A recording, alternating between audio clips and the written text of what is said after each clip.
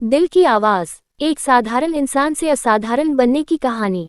उत्तर भारत के एक छोटे से गांव में, जिसका नाम था सुखपुर, जिंदगी बहुत सादगी से बहती थी।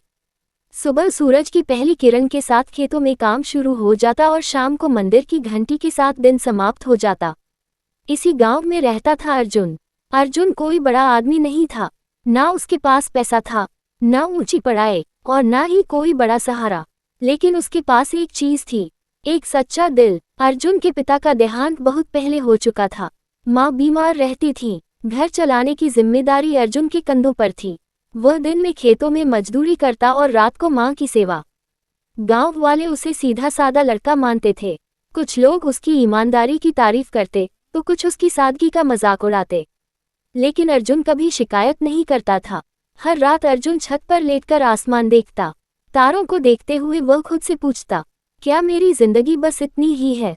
उसका दिल कहता था, नहीं अर्जुन, तू कुछ और करने के लिए पैदा हुआ है।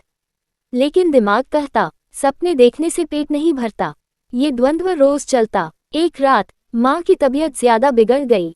दवाइयों के लिए पैसे नहीं थे। अर्जुन पहली बार अंदर से टूट गया। उस रात वह बहुत देर तक रोया और पहली बार उसने अपने दिल की आवाज को साफ सुना, अगर तू खुद को नहीं बदलेगा तो तेरी हालत कभी नहीं बदलेगी। अगली सुबह अर्जुन खेतों पर नहीं गया। गांव वाले हैरान थे। उसने पास के शहर जाने का फैसला किया, बिना किसी बड़े सपने के, बस कुछ सीखने के इरादे से।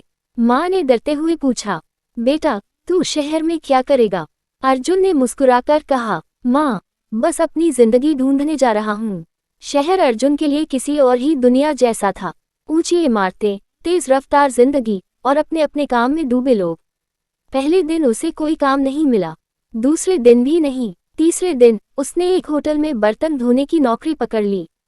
काम कठिन था, लोगों का व्यवहार कठोर, लेकिन अर्जुन ईमानदारी से काम करता। होटल का मालिक रघुवीर सेठ सब पर नजर रखता था। एक दिन होटल में भारी भीड़ थी। अर्जुन को फर्श साफ करते समय एक पर्स मिला। उसमें बहुत सारे पैसे थे।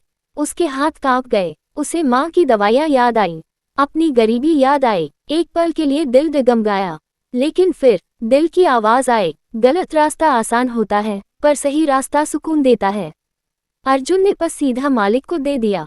रघुवीर सेठ चौंक गया। कुछ देर बाद असली मालिक आया, एक बड़ा व्यापारी। पर्स मिलते ही उसकी आंखें भर आईं। उसने अर्जुन से पूछा, तुम चाहो तो ये पैसे रख सकते थे, फिर क्यों लौटाए? अर्जुन ने सिर्फ इतना कहा, साहब, पैसे से जरूरत पूरी हो सकती है, लेकिन इज्जत नहीं खरीदी जा सकती। व्यापारी मुस्कुराया। अगले दिन रघुवीर सेठ ने अर्जुन को अपने ऑफिस बुलाया। उसने कहा, आजकल लोग पैसे के पीछे सब भूल जाते हैं, लेकिन तू अलग है। उसने अर्जुन को होटल के अकाउंट संभालने की जिम्मेदारी दी। अर्जुन ने मेहनत की, सीखा, गलतियां की और सुधारी। साल बीतते गए। अर्जुन अब सिर्फ मजदूर नहीं रहा। उसने अपनी छोटी सी कैंटीन खोली। दिल से बना खाना। लोगों को वहां सिर्फ खाना नहीं, इंसानियत मिलती थी। वह गरीबों को मुफ्त खाना देता, बुजुर्गों का सम्मान करता। धीरे धीरे उसकी दुकान मशहूर हो गई। एक दिन अर्जुन गांव लौटा। वही लोग जो कभी उसे कमजोर समझते थे, आज सम्मान से देख रहे थे। उसने माँ को शहर ले जाकर इलाज करवाया।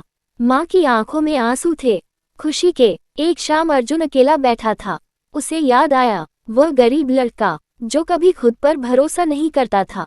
आज उसके पास सब कुछ था, लेकिन सबसे कीमती चीज, उसका सुकून। वह मुस्कुराया और मन ही मन बोला, मैंने दिल की आवाज सुनी और वही मेरी सबसे बड़ी ताकत बनी।